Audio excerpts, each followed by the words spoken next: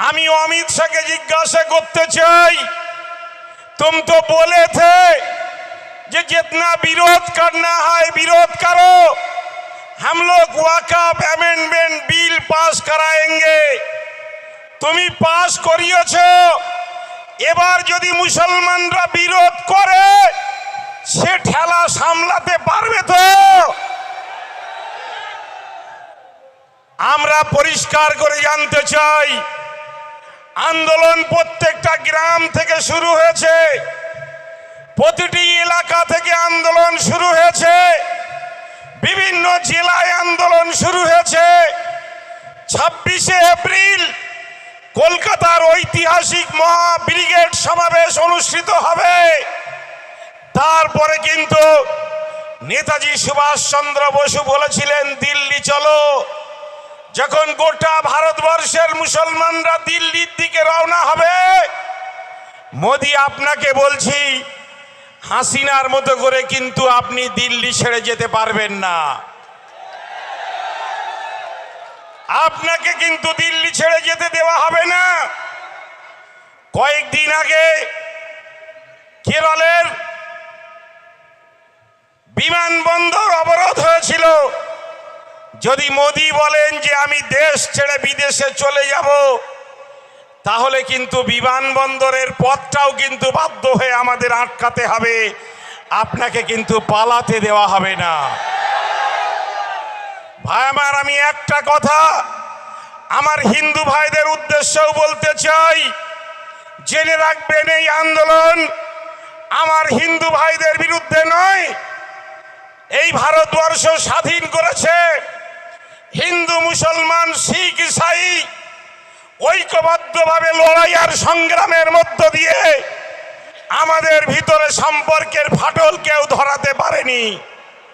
আজকে দেশের দুশমন নরেন্দ্র মোদী এবং অমিত শাহ তারা বলছেন যে তারা হিন্দু মুসলমানের মধ্যে সম্পর্কের ফাটল ধরিয়ে দিল্লির মসনদে তারা ক্ষমতায় থাকবেন। মোদী তোমাকে চলে যেতে হবে, কিন্তু আমাদের এলাকার হিন্দু ভাইদের নিরাপত্তার দায়িত্ব যেমন ভাবে মদিনাতে আমার প্রিয় রাসূল অমুসলিমদের নিরাপত্তার দায়িত্ব নিয়েছিল, আমরা আমাদের এলাকার হিন্দু ভাইদের নিরাপত্তার দায়িত্ব মুসলমানরাই নেবে, ঠিক কিনা? আমরা হিন্দু ভাইদের বিরুদ্ধে আমাদের লড়াই নয়। আমরা তো বলেছিলাম নরেন্দ্র মোদী তুমি মন্দিরের ক্ষেত্রে যে অধিকার দিয়েছ, মন্দিরের সম্পত্তি এবং জমি জমা ব্যবহারের যে অধিকার দিয়েছ, সেই অধিকার তুমি দাওনি, আমার ভারতবর্ষের সংবিধান দিয়েছে। ফলে এই অধিকার তুমি কেড়ে নিতে পারো না। এই অধিকার ভারতবর্ষের সংবিধান দিয়েছে। তুমি মুসলমানদের অধিকার কেড়ে নিয়ে বলছো যে तुम जितना विरोध करना है करो। तुम कान खोल के सुन लो, ये मुसलमान आजादी के लिए लड़े थे, इसलिए इंग्लिश को हिंदुस्तान छोड़ने पड़ा।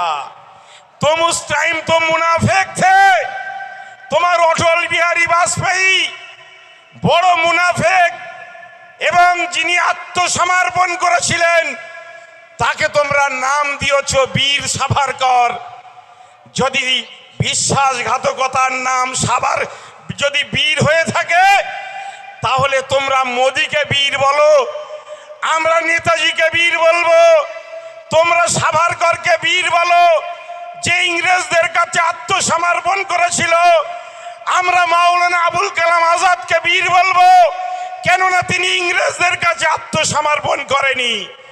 আজকে পরিষ্কার করে জানিয়ে দিতে চাই, আমার উর্দুতে একটি কথা আছে যার বাংলা অর্থ এই যে বুজরুকি আর ঈমান দুটোকে একটা মানুষের শরীরে থাকতে পারে না।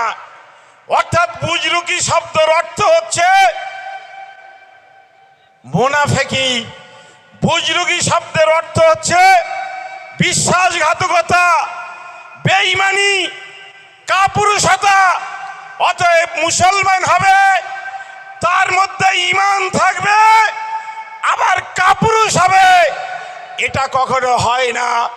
তাই মুসলমানদের আন্দোলন বর্তমানে যদি দেখতে হয়, আমার ফিলিস্তিনের কচি কচি শিশু ভাইদের দিকে তাকিয়ে তোমরা দেখে নাও আন্দোলন কারে বলে।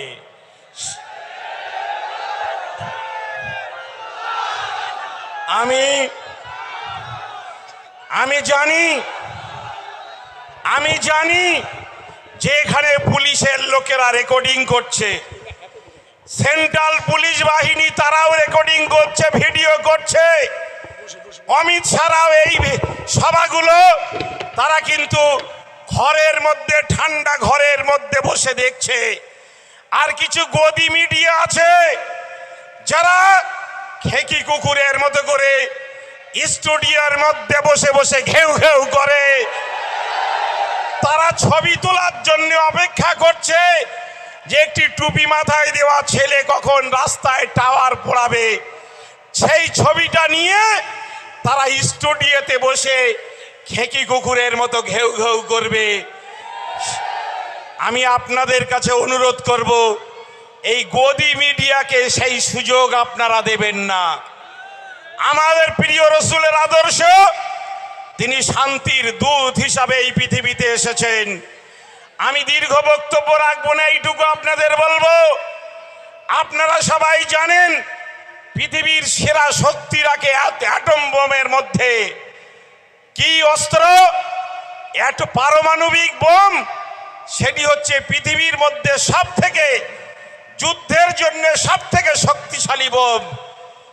পারমাণবিক বোমের মধ্যে যত শক্তি থাকে তার থেকে বেশি শক্তি থাকে শান্তিপূর্ণ আন্দোলনে। তাই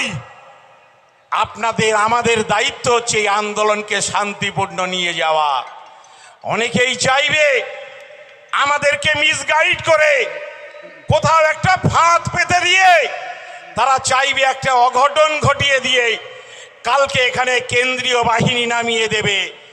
সেই ফাঁদে যাতে আমার কোনো ভাই পা না দেয়, সেই দায়িত্বটা কিন্তু আমার প্রত্যেকটা নওজোয়ান যুবক ভাইদের নিতে হবে। অল ইন্ডিয়া মুসলিম পার্সোনাল ল বোর্ডের যিনি জেনারেল সেক্রেটারি হজরত মাওলানা ফজলুর রহিম মুজাদ্দেদি, তিনি রাজস্থানের মানুষ। দিল্লি থেকে মেসেজ দিয়ে বলেছেন, খাস করে আমার নওজোয়ান যুবক ভাইদের কাছে আনা দেন যে আপনারা লড়াই করুন, আন্দোলন করুন। এই আন্দোলন আমাদের ইমানি দায়িত্ব, কিন্তু আন্দোলন করতে হবে শান্তিপূর্ণ। আপনারা যেন কোনো প্ররোচনায় পা দিয়ে শান্তিপূর্ণ আন্দোলনকে নষ্ট করে আমাদের এই আন্দোলন দিল্লি পর্যন্ত পৌঁছানোর পথ যেন বন্ধ করে দেবেন না। নারে তাকবীর, নারে তাকবীর, মোদি হটাও, মোদি হটাও। তাই ভাই আমার, আমি আপনাদের কাছে অনুরোধ করে গেলাম, এলাকায় কিন্তু শান্তিও রাখতে হবে। আমি ভেবেছিলাম যে আপনাদের কাছে অনুরোধ করব যে পাশ দিয়ে একটা গাড়ি চলাচলের জায়গা ব্যবস্থা করতে, সেই পরিস্থিতি নেই। সেটা আজকে মোদিরা বুঝেছেন, সেটা পুলিশ বুঝেছেন যে এখানে যদি আর এতটা জায়গা থাকতো, সেই জায়গাটাও কিন্তু ভরে যেত। আজকে মালঞ্চ এলাকার মানুষ এই লড়াই আর এই সংগ্রামে এতটাই স্বতঃস্ফূর্তভাবে তারা বাড়ি থেকে বেরিয়ে পড়েছেন। বন্ধুগণ, আমি নরেন্দ্র মোদী সরকারকে জানিয়ে দিতে চাই, আর তার পোষা পুলিশ বাহিনীকেও জানিয়ে দিতে চাই, মুসলমানরা কিন্তু মাথায় কাফনের কাপড় পরে, মাথায় কাফনের কাপড় নিয়ে বেরিয়ে পড়া জাতি।